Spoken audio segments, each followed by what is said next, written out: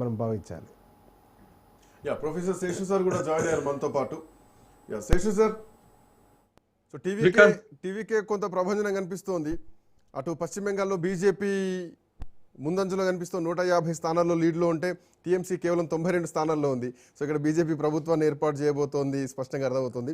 But Tamil Nadu విషయానికి వస్తే TVK చాప కింద నీరులా విస్తరించినట్టే కనిపిస్తోంది. ఇప్పుడున్నటువంటి ట్రెండ్స్ చూసుకుంటే పోటాపోటీ ఏఐడిఎంకే వర్సెస్ టీవీకే లాంటి పరిస్థితి కనిపిస్తోంది. ఏ పాయింట్స్ టీవీకే వైపు మొగ్గు చూపినాయి అనుకోవాలా? యువతంతా విజయ్ వైపే ఉన్నారనుకోవచ్చా? కొంత సెంటిమెంట్ వర్కౌట్ అయిందా? శ్రీకాంత్, ఇప్పుడు 5 రాష్ట్రాల ఎన్నికల ఫలితాలు కౌంటింగ్ జరుగుతుంది కదా.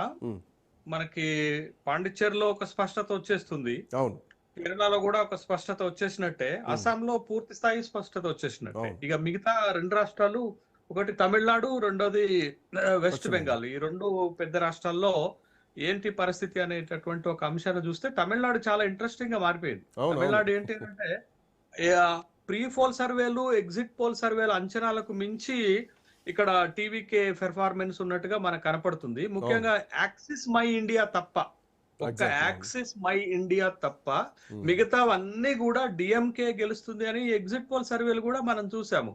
కానీ అనూహ్యంగా యాక్సిస్ మై ఇండియా సర్వే కొంత కరెక్ట్ అవుతున్నట్టుగా మనకు కనపడుతుంది. అయితే మీకు పోస్టల్ బ్యాలెట్ లోనే లీడ్ తీసుకున్నటువంటి టీవీకే, బట్ ఇప్పుడు కౌంటింగ్ వస్తున్నప్పుడు తన లీడ్ ని పెంచుకుంటుంది, ఎక్కడ లీడ్ తగ్గుతున్నట్టుగా మనకు కనపడలేదు. ఇప్పుడు 100 దాటిపోయారు. 118 స్థానాల్లో గెలిస్తే ఇక్కడ అధికారంలోకి వచ్చేటటువంటి అవకాశం ఉంది.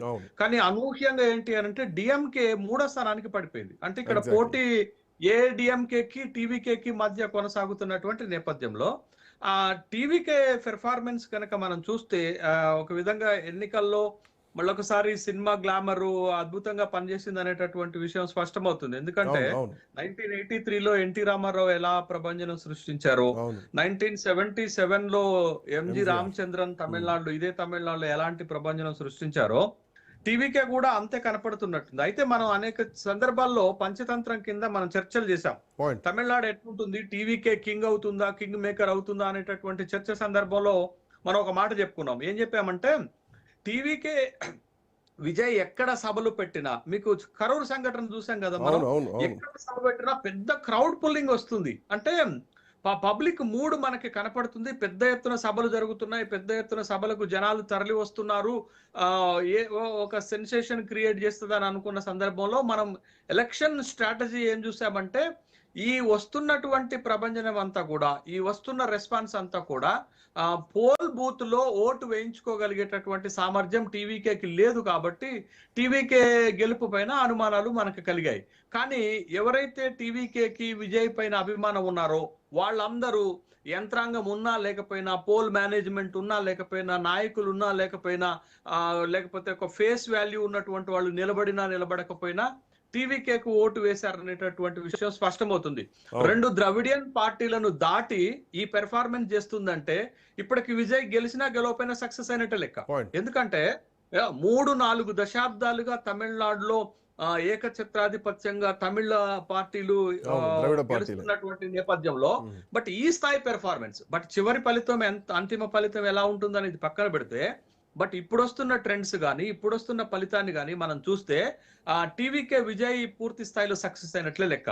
అయితే ఇక్కడ మనం గమనించాల్సింది ఏంటంటే, అసలు టీవీకే విజయ్కి ఈ ఫాలోయింగ్ ఎందుకు వచ్చింది అనేది కనుక మనం చూస్తే, మీకు ఎలక్షన్ షెడ్యూల్ వచ్చిన తర్వాత కూడా టీవీకేని ఎన్డీఏ కూటమిలో చేర్చుకోవటానికి విశ్వ ప్రయత్నాలు జరిగాయి.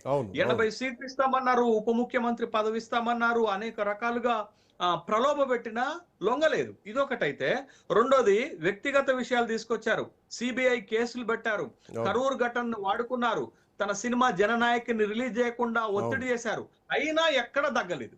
అంటే మీకు డిఎంకేకి లొంగిపోలేదు, కేంద్రంలో ఉన్న బీజేపీకి లొంగిపోకపోవటం వల్ల ఒక హీరో ఇమేజ్ వచ్చింది. ఆ హీరో ఇమేజ్ అనేది ఎన్నికల నాటికి ఓటింగ్ రూపంలో వచ్చింది అనేటటువంటి ఒక అభిప్రాయం కలుగుతుంది. అందుకే ఇంకోటి సార్, అంటే ఏ చిన్న చర్చ జరిగినా టీవీకే విషయంలో దేశవ్యాప్త చర్చలోకి మారింది. ఎందుకంటే దీంట్లోకి రజనీకాంత్ ను కూడా తీసుకొచ్చారు ఒక సందర్భంలో. అవును కదా, టీవీకేలో ఉన్నటువంటి సెకండ్ ఫేస్ ఉన్నటువంటి అతను ఏదో ఒక మాట అన్నారు అనేటటువంటి విషయంలో తోటి రజనీకాంత్ ను కూడా తీసుకొచ్చారు. అంటే రజనీకాంత్ కి ధైర్యం లేనటువంటి వ్యక్తిగా, టీవీకే విజయ్ ఒక ధైర్యం ఉన్నటువంటి వ్యక్తిగా అది వచ్చేటట్టు ఒక ప్లాన్ చేసి మీకు తమిళనాడు మొత్తం పోస్టర్ లాంటి ఇచ్చారు. రజనీకాంత్ అభిమానులు ఎవరు కూడా టీవీకేకి ఓటు వేయద్దు అనేటటువంటి ఫ్యాన్స్ అసోసియేషన్ అన్ని తీర్మానాలు చేసినటువంటి సందర్భం కూడా ఉంది. బట్ ఇవన్నీ అడ్డంకులను అధిగమించి ఇవాళ టీవీకే అనేటటువంటి పార్టీ ఒక బెటర్ పెర్ఫార్మెన్స్ చేస్తుంది. బట్ అది చివరి వరకు గనక నిలబడితే మనం అనుకునేటటువంటి 118 స్థానాల్లో టీవీకే విజయం సాధించడం పెద్ద కష్టమైనటువంటి విషయం కాదు. ఇప్పుడున్న ట్రెండ్స్ కొనసాగించిన టీవీకే కింగ్ అయ్యేటటువంటి అవకాశమే ఉంది. బట్ ఏమన్నా ఒకళ్ళు అధికారం చేపట్టడానికి ఏమన్నా తక్కువ సీట్లు వస్తే ఖచ్చితంగా మద్దతు ఇవ్వడానికి పార్టీలన్నీ ముందుకు వస్తాయన్న దాంట్లో సందేహం లేదు. బట్ ఇది తమిళనాడు ఎన్నికలను అయితే మనం ఒక సెన్సేషన్ గానే చూడాల్సినటువంటి అవసరం ఉంది. మనం ఎగ్జిట్ పోల్ కి ఎగ్జాక్ట్ పోల్ కి చాలా డిఫరెన్స్ కనపడుతుంది. ఎవరు కూడా అంచనా వేల టీవీకే ఈ స్థాయిలో పెర్ఫార్మెన్స్ చేస్తుంది అనేది. బట్ ఖచ్చితంగా తమిళనాడు రాజకీయాల్లో ఒక గొప్ప మార్పుగానే చూడాలా. ఎందుకు ద్రవిడ్ పార్టీల యొక్క ఆధిపత్యాన్ని దెబ్బకొట్టి ముందుకు వచ్చినటువంటిది. అనేక సందర్భాల్లో మీరు చూడండి, జోసెఫ్ విజయ్ అని చెప్పాడు. మొట్టమొదట తను ఎన్నికల ప్రచారం మొదలు పెట్టినప్పుడు స్టాలిన్ అంకుల్ అన్నాడు. అంటే మీకు ఎలక్షన్ దగ్గరకు వస్తున్నా కొద్దిగా పరిణితి చెందుకుంటూ వచ్చాడు. స్టాలిన్ అంకుల్ కాస్త స్టాలిన్ సార్ అన్నాడు. చివరికి వచ్చేసరికి స్టాలిన్ సార్ అనేటటువంటి ఒక వ్యాఖ్యను తీసుకొచ్చి తాను బిల్డ్ చేసుకుంటూ వచ్చాడు. తనకు ఉన్నటువంటి ల్యాబ్స్ అన్నిటిని కూడా తగ్గించుకుంటూ వచ్చాడు. రెండోది తను ఏమనుకున్నాడు అది చేయగలిగాడు. తన కారు డ్రైవర్ కొడుకు కూడా టికెట్ ఇచ్చాడు. అంటే ఇవన్నీ ఒక పాజిటివ్ ఫీడ్బ్యాక్ ప్రజల్లోకి వెళ్ళిపోయింది. అంటే విజయ్ సామాన్యుల పక్షాన నిలబడతాడు అనేటటువంటి ఒక అంశాన్ని తీసుకుపోగలిగారు. రెండోది తను అనుకున్నటువంటి సెక్షన్స్ తనకు ఓటు వేశాయి. ఒకటి యూత్, 1 కోటి మంది యూత్ ఉన్నారు. మెజారిటీ యూత్ 60 to 70% యూత్ ఓటుని తన వైపుకు తిప్పుకున్నాడు. రెండోది మహిళా ఓట్లను కూడా డిఎంకే నుండి తన వైపుకు కొల్లగొట్టాడు. ఈ 2 ఫ్యాక్టర్స్ టీవీకేని బలంగా నిలబెట్టాయి అనేటటువంటి విషయం మనకి చాలా స్పష్టంగా కనపడుతుంది. బట్ గ్రామీణ ప్రాంతాల్లో టీవీకే లేదు అని అనుకున్నాం, కానీ లేకపోయినా ప్రజలు స్వచ్ఛందంగా వెళ్లి ఓటు వేసినట్టుగా కనపడింది. అందుకే గ్రామీణ ప్రాంతాల్లో ఉన్నటువంటి నియోజకవర్గాల్లో కూడా టీవీకే లీడ్ తీసుకుంటుంది. బట్ ఎంతసేపు ఈ లీడ్ నిలబడుతుంది అనేది ఇంకొక గంటన్నరలో తెలిసిపోతుంది ఫలితం. Right sir, I will come back to you. Krishnanjaneyulu గారు వస్తారు మీ దగ్గరకు. ఒక చిన్న బ్రేక్ తీసుకుందాం. బ్రేక్ తర్వాత అప్డేట్స్ విల్ బి కంటిన్యూడ్.